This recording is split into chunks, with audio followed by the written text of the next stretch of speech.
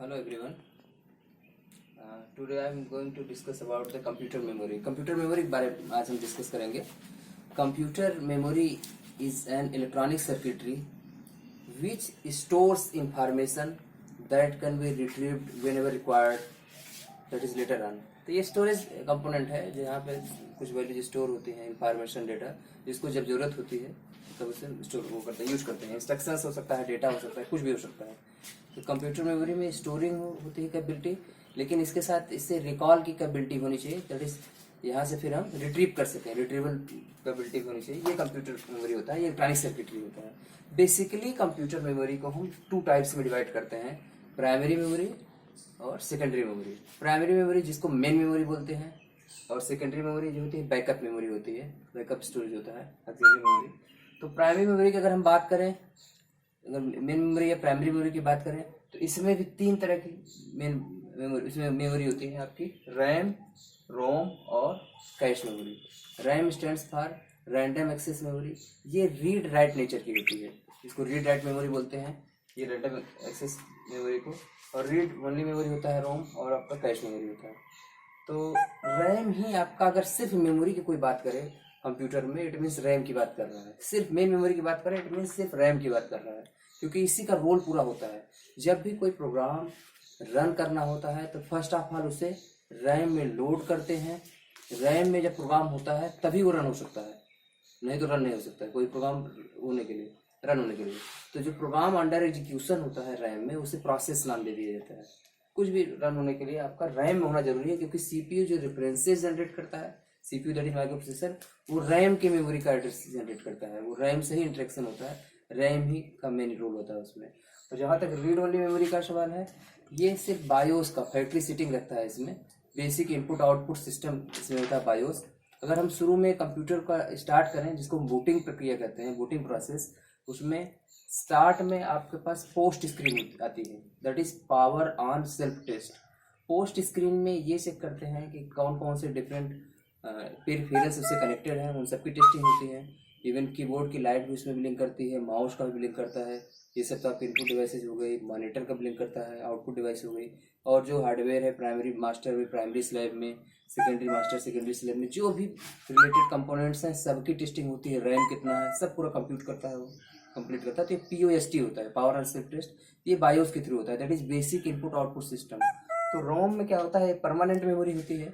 इसमें जो वैल्यूज रखी होती हैं रीड ओनली मेमोरी में, वो शुरू में बूटिंग के समय यूज होती हैं, लोड हो जाती हैं. तब फिर बेसिक इनपुट आउटपुट होता है, तो रैम में ओएस लोड होना शुरू होता है. जो ऑपरेटिंग सिस्टम लोड होना स्टार्ट होता है, इसी को बूटिंग बोलते हैं. इफ अगर एक से ज़्यादा ऑपरेटिंग सिस्टम हो तो चॉइस होता है, आता है एरो की से कि हम किस ओएस में जाना चाहते हैं. हो सकता है आपके पास विंडोज और लाइनेक्स हो तो उसमें चॉइस होगा, या कई वर्जन से विंडोज को तो किस वाले वर्जन जाना चाहते हैं हम, लाइनेक्स के कई फ्लेवर्स हैं तो कहाँ जाना चाहते हैं, तो वो चॉइस से जाएंगे. अदरवाइज जो एक ही होगा आपका तो डायरेक्ट उसमें जा सकते हैं. तो ये बूटिंग के समय होता है, ओएस लोड होता है, देन आफ्टर और चीज़ें होती हैं.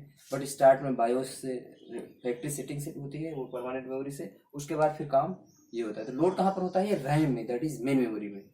मेन मेमोरी रैम में जब होता है सब चीज़ें तब स्टार्ट होती है. तो इसीलिए इसको बोलते हैं रीड राइट मेमोरी. और रोम होता है आपका रीड ओनली मेमोरी.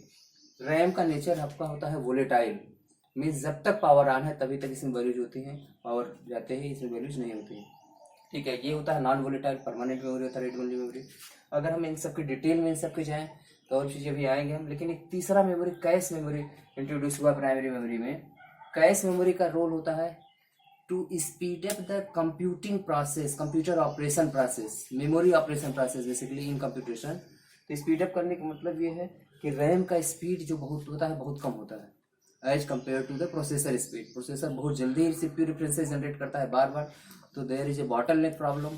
इस कई program multi programming multi processing environment में जो प्रॉब्लम्स होती हैं, तो उसमें से मोस्ट फ्रिक्वेंटली यूज प्रोग्राम्स कुछ एल्गोरिथम्स के बेसिस पे, on the basis of locality of reference एक कॉन्सेप्ट है, उस बेसिस पे इस तरह से इंप्लीमेंट कर दिया जाता है. जो नेक्स्ट प्रोग्राम यूज होने वाला होता है वो कैश मेमोरी में रख दिया जाता है, जिससे स्पीड इसका बहुत फास्ट हो जाता है. और मोस्ट ऑफ द टाइम जितने रेफरेंस जनरेट होते हैं कैश में मिल जाते हैं. ज़्यादा कर 98% 99% तक अचीवमेंट्स हो जाता है इसमें कैश मेमोरी में.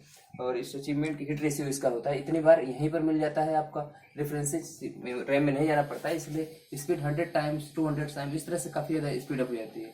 तो कैश मेमोरी का मेन रोल है मेमोरी ऑपरेशन को स्पीड अप करना, क्योंकि most time taking, time consuming operation in the computer is the memory operation. Memory instruction में सबसे अधिक टाइम लगता है, सबसे अधिक टाइम कंज्यूम होता है, क्योंकि सीपीयू रेफरेंसेस जल्दी जनरेट होते हैं। तो उसको स्पीड अप करने के लिए कैश मेमोरी इंट्रोड्यूस्ड हुआ in between RAM and CPU.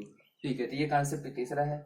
और इन सभी को प्राइमरी मेमोरी बोलते हैं, क्योंकि प्राइमरी मेमोरी की एक बेसिक डिफिनेशन है, primary memory is the memory which directly interacts with CPU. Means CPU इन सभी तीनों मेमोरी से डायरेक्टली इंटरेक्ट कर सकता है, that is RAM, ROM and cache memory. RAM that is read write memory, ROM that is read only memory and cache memory. ठीक है, ये सबसे करते हैं, इसलिए प्राइमरी। इसके कंट्रेरी में अगर हम सेकेंडरी मेमोरी की बात करते हैं, सेकेंडरी मेमोरी डायरेक्टली सीपीयू से इंटरेक्ट नहीं करता है, डायरेक्टली सिर्फ यही कंप्लीट करते हैं। अब हम इसके और डिटेल में अगर हम जाएं रैम और रोम में, तो रैम की डिटेल में हम जाएंगे तो टू बेसिक टाइप्स है इसके, स्टैटिक रैम और डायनेमिक रैम। स्टैटिक और डायनेमिक जो टर्म इसमें है एक्चुअली ये इस वजह से है क्योंकि ये किस किस सर्किट से बना हुआ है। तो डी रैम जो बना है वो ट्रांजिस्टर कैपेसिटर से बना है, बेसिक कंपोनेंट कैपेसिटर है। कैपेसिटर चार्जिंग डिस्चार्जिंग बार बार लेता है, तो यहाँ पे एक रिफ्रेशिंग सर्किटरी की जरूरत पड़ती है डी रैम में, जिससे बार बार जो बिट्स हमारे स्टोर्ड है वो रिफ्रेश होते रहे, उनकी वैल्यू चेंज ना हो। तो इसी वजह से डायनेमिक रिफ्रेशिंग की जरूरत पड़ती है, इसलिए इसको डी रैम बोला जाता है, डायनेमिक रैम। और स्टैटिक रैम आपका फ्लिप फ्लॉप से बना होता है। ठीक है, बेसिक कंपोनेंट्स और भी ट्रांजिस्टर्स वगैरह होते हैं इसमें, तो इन इसी डिफरेंस की वजह से इसे स्टैटिक और डायनेमिक रैम बोलते हैं। फिर फर्दर डी रैम के डिफरेंट टाइप्स अगर हम जाएंगे तो एक है आपका एच डी रैम, ये है सिंक्रोनस डी रैम। ठीक है, ये डेवलपमेंट हुआ फर्दर डी रैम का, तो और सिंक्रोनस डी रैम आया। एक आर डी रैम आया, ये रैम्बस D RAM. रैम्बस actually रैम्बस D RAM है कि डी रैम रैम्बस कंपनी ने डेवलप किया, बाद में इसको इंटेल ने एक्वायर कर लिया ये वाली टेक्नोलॉजी को, तो फिर उसका नाम आर डी रैम रहा, रैम्बस टेक्नोलॉजी का ये रहा। फिर इसके बाद स्पीड की बात आई, बाद में एच डी रैम में और भी चीज़ें चेंज आए डी रैम की कैटेगरी में कि स्पीड ज़्यादा मिलने लगी, डेटा रेट जो स्पीड का ज़्यादा बढ़ गया तो उसे डबल डेटा रेट बोला गया। तो डीडीआर की कैटेगरी के रैम आए आपके, डबल डेटा रेट इसको बोला जाता है। इस कैटेगरी में कई डेवलपमेंट इधर हुए 21st सेंचुरी में। तो इसमें क्या हुआ आपका DDR1 आया, 2, 3, 4, अभी 2013-14 के बाद से DDR4 आ गया है। इसमें डबल डेटा रेट किस हो गया, तो उसकी भी कैटेगरी में DDR2 आया, उससे भी ज़्यादा ही हायर स्पीड का DDR3 आया, फिर DDR4 आया। सेम कैपेसिटी में टेक्नोलॉजी में इस तरह के चेंजेज आए जिससे स्पीड इसकी डबल हो गई। तो ये तो आपका डी रैम का पूरा था कि डी रैम में किस किस तरह से डेवलपमेंट हुए जो अभी यूज हो रहा है, तो एक बेसिक आइडिया है इसका। अगर हम रीड ओनली मेमोरी की बात करें, परमानेंट मेमोरी की बात करें, तो ऐसे कहने के लिए तो परमानेंट मेमोरी है, तो इसमें पूरा फिक्स्ड नेचर का होता है, किसी तरह प्रोग्रामिंग में माइक्रो इंस्ट्रक्शंस में हम किसी तरह चेंज नहीं कर सकते, फैक्ट्री सेटिंग होती है। लेकिन बाद में कुछ चेंजेस के साथ किया गया, इसकी प्रोग्रामिंग कर सकते थे, डिफरेंट ब्लॉक्स के बीच से कुछ नया चीज़ें चेंज करके ला सकते थे, ज़्यादा चेंजेस नहीं बट वो कर सकते थे। न्यू प्रोग्रामेबल हो सकता था, मीन्स उससे कुछ नए कंक्लूजन्स ड्रा कर किए सकते थे, तो इसे बोला गया प्रोग्रामेबल रीड ओनली मेमोरी। ये कैटेगरी रही, लेकिन ये और ये इन दोनों में किसी तरह का इरेजिंग टेक्निक नहीं है, ये अप्लीकेबल ही नहीं है। फिर ऐसी भी टेक्नोलॉजी डेवलप हुई जिसमें ईपी रोम आया, इसमें अल्ट्रा वायलेट रेज की हेल्प से कुछ ब्लॉक्स, कुछ सेक्टर्स क्या कर सकते हैं, इरेज कर सकते हैं और फिर से उसमें कुछ प्रोग्रामिंग कर सकते हैं। इसे erasable programmable read only memory बोला गया। फिर और टेक्नोलॉजी चेंज हुई, इलेक्ट्रिकल टेक्नोलॉजी से एट वंस इरेज करने की टेक्निक आ गई, उसे बोलते हैं electrically erasable programmable read only memory. तो एट वंस पूरा ब्लॉक होने लगा, इलेक्ट्रिकल टेक्नोलॉजी से होने लगा, तो इसे डबल ईपी रोम बोल गया, या फिर इसे फ्लैश मेमोरी। एट वंस पूरे ब्लॉक पूरे सेक्टर से एक बार में हो गए। इसमें बहुत थोड़ी थोड़ी चीजें होती थी अल्ट्रा वायलेट रेज से ईपी रोम में, और डबल ईपी रोम में इलेक्ट्रिकल मेथड से एक साथ ही काफी चीजें हो सकती हैं। ठीक है, तो ये सब टेक्नोलॉजी चेंजेस रहे। बेसिक इसका आपका रीड ओनली मेमोरी ही कॉन्सेप्ट रहा, क्योंकि फैक्ट्री सेटिंग होती है, हाँ कुछ चेंजेस इस तरह से फैब्रिकेट किए जा सकते हैं और एडवांस टेक्नोलॉजी में। तो ये सब आपका प्राइमरी मेमोरी का है। रोम का जो रोल होता है रीड ओनली मेमोरी का, स्टार्ट में ये होता है एकदम बेसिक, इसलिए इसे फर्मवेयर स्टोरिंग बोलते हैं। दैट इज फर्मवेयर होता है, इसमें बेसिक आउटपुट सिस्टम होता है, बायोस जिसको बोलते हैं, इसमें टाइम क्लॉक वगैरह सब चलती रहती है इसी वजह से। ठीक है, तो ये सब शुरू में ही रैम में लोड होगा, उसके बाद ओएस वगैरह आगे बढ़ेगा, ये सब सेटअप होनी है। कैश मेमोरी मैंने अभी को बताया आपको फिर से कि रैम के ऑपरेशंस को स्पीड अप करने के लिए, मेमोरी ऑपरेशंस के लिए it is introduced in between CPU and RAM. ठीक है, ये बेसिक आइडिया है आपका प्राइमरी मेमोरी का। अगर हम सेकेंडरी मेमोरी की तरफ आए तो सेकेंडरी मेमोरी में मैग्नेटिक डिस्क है, जिसको हार्ड डिस्क बोला जाता है। ये है अभी आजकल एक्सटर्नल हार्ड डिस्क भी हैं, चल रहे हैं। एक्सटर्नल हार्ड डिस्क भी लगाया जा सकता है, 1 टेराबाइट 2 टेराबाइट इस तरह के कैपेसिटी के आ चुके हैं, बहुत ज़्यादा कैपेसिटी के। ठीक है, तो इस कैपेसिटीज़ क्या क्या होती हैं, मेगाबाइट गीगाबाइट्स, ये सब हम चीज़ें बाद में डिस्कस करेंगे। अभी हमें बता रहे हैं कि मैग्नेटिक डिस्क है मोस्ट पॉपुलर, सबसे अधिक सेकेंडरी में यही यूज होता है। मैग्नेटिक टेप, इसको कभी कभी टर्शियरी मेमोरी बोलते हैं, क्योंकि इसमें ज़्यादा करके हिस्टोरिकल या लीगेसी डेटा स्टोर करते हैं। 1 ईयर का डेटा एक साथ मैग्नेटिक टेप में स्टोर करके रख दिया, कभी कभी तो डेली यूज के लिए इसे कम यूज करते हैं।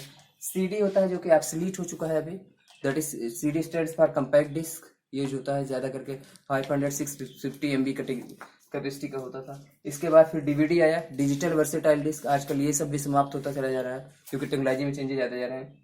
ब्लू रे डिस्क आया, ये भी सेकेंडरी कैटेगरी का है। फ्लॉपी अब पूरी तरह बंद ही हो चुका है, फ्लॉपी में 2 कैटेगरी फ्लॉपीज होती थी, फ्लॉपी ड्राइव, फ्लॉपी डिस्क होती थी, ये सब भी बंद हो चुका है। अभी आजकल यूएसबी ड्राइव्स हैं जिसको पेन ड्राइव बोलते हैं, ये सब हैं अभी। ठीक, एक तरह से ये मैग्नेटिक डिस्क का ही एक प्रतिरूप है, छोटा प्रतिरूप है, जो पोर्टेबिलिटी इसमें आ जाती है।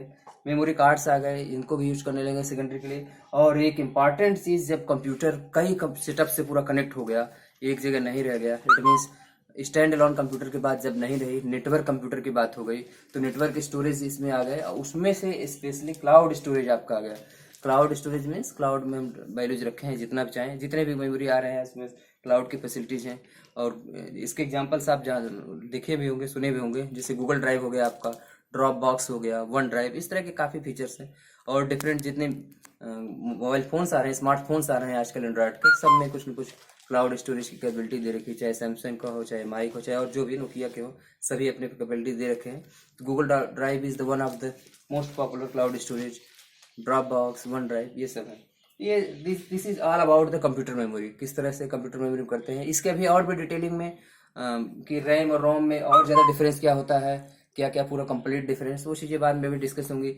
डी रैम एस रैम में क्या क्या चेंज होता है, रैम और रोम का डिफरेंट ऑर्गेनाइजेशंस कहते हैं कैसे करते हैं, उसमें किस कैसे उसमें डेटा लाइंस बढ़ाई जाती हैं, किस तरह से एड्रेस लाइंस बढ़ाई जाती हैं, किस तरह से ऑर्गेनाइजेशन उनका होता है मेमोरी का, वो सब डिफरेंट नेक्स्ट पोर्शन है, उसे हम बाद में डिस्कस करेंगे।